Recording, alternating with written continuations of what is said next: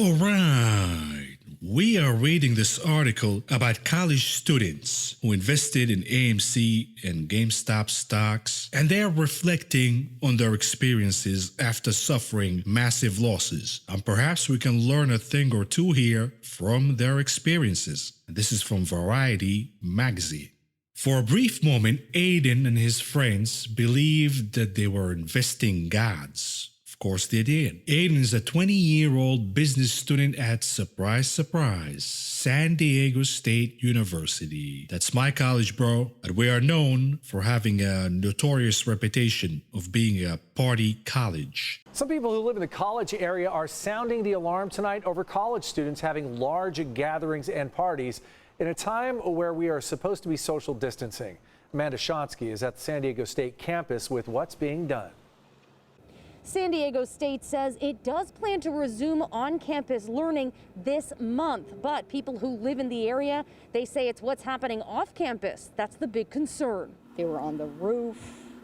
There probably was 100 kids in that backyard. A college party on a Saturday night, that's nothing new. But during a pandemic, when we're supposed to be social distancing, it's enough to have people living near San Diego State very concerned. Of course, when I graduated, everybody would say, here's another frat boy looking for a job. We gotta clean up that reputation, Aztecs. Anyways, in recent months, of course, this guy's not gonna fix the reputation, by the way, but here it is.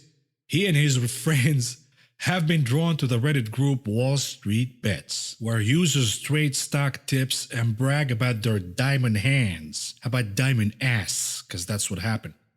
They bought GameStop and AMC Entertainment, two ailing companies that the group predicted would take off in a short squeeze for the ages. As the stocks rocketed upwards, they liquidated other positions, so they can put more into both of them. Big mistake. Sell your winners to fund your losers. They then celebrated by watching The Wolf of Wall Street together, naturally. Aiden, who asked not to use his full name, I think I know your full name, bro, confidently predicted that his investment would shoot to 40 grand. I was definitely cocky. We were all cocky, he said. I thought it was going to the moon. Everyone on Reddit said it was going to the moon. Everyone on Reddit said it's going to go to the moon, so I think it's going to go to the moon. All these financial experts over at Reddit. Anyways, continuing. AMC had a brutal year as the pandemic forced theaters to close worldwide and led to a near total loss of revenue. The company was burdened by debt even before the shutdown and has had to seek several rounds of fresh financing to stave off bankruptcy. The stock sank below $5 a share in September and dipped briefly below $2 a share in the first week of January. But then Wall Street Bets got involved.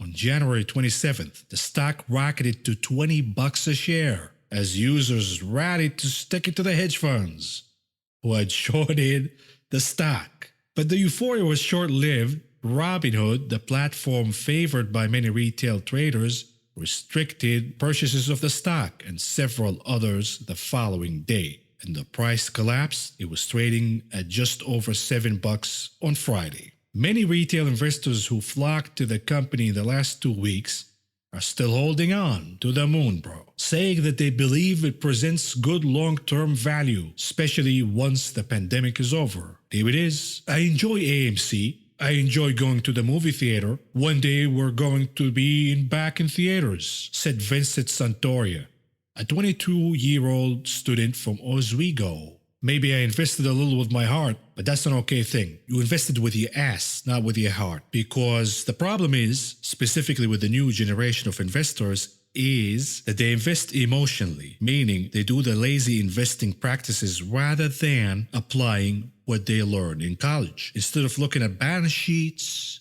and income statements, earnings reports, and making the investment decision, they do the lazy investing thing, which is, I like AMC. Everybody I know likes AMC. I like the theaters. After the pandemic, everybody will go back to the theaters. Who cares?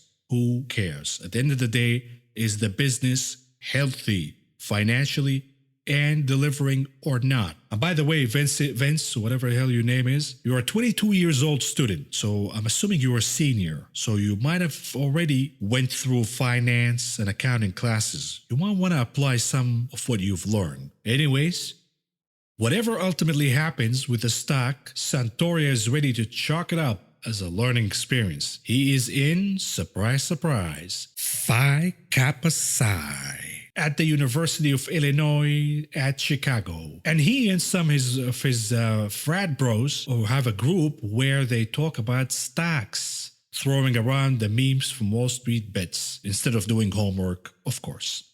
But until buying into AMC and GME, he had been a lurker on the Reddit group. Santoria acknowledged that he was a little late to both AMC and the GME party. And he uses the word party. Solid investment choice, by the way. He bought AMC at an average cost of $15. He said he put in $3,000 or $4,000 to $4,000 on both options and common shares. And he was down 53%. He has no plans to sell his common shares. How the hell do college students have $3 to $4 grand just laying around? Are you guys a bunch of trust fund babies, or are you gambling with your tuition money? I hope you're not gambling with your tuition money, because that's a disaster. Anyways, I've quite enjoyed learning how to do things like trading options and what a gamma squeeze is. Good for you, bro. They don't teach you what a gamma squeeze is in college, by the way. That's how bad our education system is. Maybe I don't win on this trade, but I have learned something from this trade. There you go. There you go. Here's the next bro. Jordan Permenter, a 27-year-old video editor in Ocala, Florida. So this guy's a little older. Said he, too, purchased the stock because he believes in AMC's future. What future? Bankruptcy? He bought in at $6.50 a share, and he said he is still holding for some reason. He doesn't even know why he's holding, but he's holding for some reason. Holding bags can be quite a fun hobby. That is the theater I first saw Star Wars in. Uh-oh, this guy's nostalgic. He said, when the pandemic is over, he predicted people are gonna yearn for a big bucket of popcorn. Yeah, they're gonna do popcorn at the house, watching Netflix. The whole thing got disrupted, baby. They might do, hey, we missed this theater for a little while, but that's only gonna last for a little while. Everything from now on is gonna be direct to streaming. On Wall Street, here comes the smarty pants. Analysts are mixed on the company's prospects. Michael Pastor, with Bush Securities, argued that the surge of retail investors' interest was a positive signal. I truly believe once we're back to normal, there will be 6 to 7 months of the biggest box office, Pastor told Variety. I think the company is going to thrive. So I guess Bush Securities is hiring college boys, frat boys. Might want to apply at Bush Securities because they give you a job 100% guaranteed. But here comes the bigger smarty pants from MKM Partners. Eric Handler, an analyst with MKM Partners, said the company will still face a tremendous debt burden even after movie-going returns. It is not just about getting through the pandemic, Handler said. This is a company that remains heavily leveraged. Survival comes at a very high cost. Verlin Campbell, who works in IT at Sony Pictures in Culver City, California, said he bought AMC shares back in March or April. You don't remember? Are these guys snorting coke and just buying random stocks or what? In his mind, it was like supporting a restaurant by getting a takeout. I felt like betting on my industry, he said. I did not do anything crazy. It was nothing that was going to make me rich or send me to the poorhouse. First of all, stop it with the martyr thing of, hey, let's save companies. These companies have access to the brrr machine from the Federal Reserve. They can get unlimited amount of money from the Fed. They don't need your money. Keep your money, take your wife or your girlfriend to a restaurant once we reopen. Safely, of course. He was not expecting the stock to go up until moviegoers returned to theaters, so the Reddit craze caught him by surprise. Once Robinhood limited orders, he decided it was time to sell and got rid of most of his shares at around $14, netting a few $100s in profits. So wait a minute, was it really about supporting AMC or was it about you making a quick buck? It was fun, he said. As someone who wasn't one of the Reddit people, I learned a lot about the country. I learned a lot, and the country did too. And screw those Robinhood guys. Amen. For Aiden, this is our boy from San Diego State College, my Aztec buddy, it was not fun at all. He said that once his stocks started to plummet, he had the most panicked 4 hours I've ever had. He tried to limit the damage, but ended up losing a few $1,000s on GameStop and making a little on AMC. One of his friends lost 10 grand. Once again, how the hell are you guys gambling with 10 grand? You're college students. Either you're a trust fund baby or you're gambling with the tuition. Bad mistake. And what's with this hooligan type of investing, right? How about applying what you learned in college instead of the hooligan investing mentality? Continuing. I am truly humbled, Aiden said. I realized how stupid this was. Why did I think of this as cool? ? I never thought of myself as someone who was easily manipulated by the media or social media. I've got to question that now. I can't see myself going back and doing what I just did again.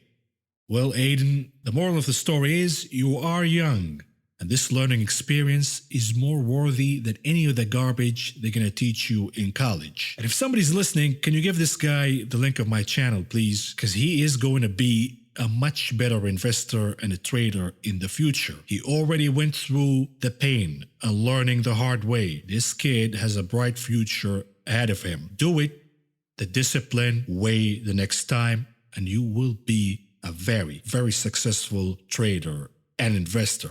And that is the moral of the story, people. Don't get easily manipulated by these donkeys on Reddit and the likes. Read the balance sheets, read the income statements, read the cash flow statements, read the earnings reports, do the ratio analysis, look at valuations, look at the technicals, and then make an investment decision. I hope this was a great learning experience for you. Doesn't matter. Who cares? You lost a bunch of money. You're still young. You got to make it back.